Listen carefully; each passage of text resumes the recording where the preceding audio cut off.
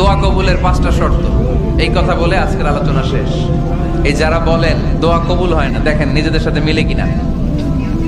এই 5টা শর্ত যদি পাওয়া যায়, মুহূর্তেই আপনার দোয়া আরশে যে নক করুন। 1 নাম্বার শর্ত আকলুল হালাল, হালাল খাওয়া। কি খাওয়া? আমরা দুইটাই খাই, হালালও খাই হারামও খাই। বেশি খাই কোনটা? হ্যাঁ, কি খান? আমি কই নাই কিছু, আপনারাই কইছেন। নিজের উত্তরে নিজে ধরা না।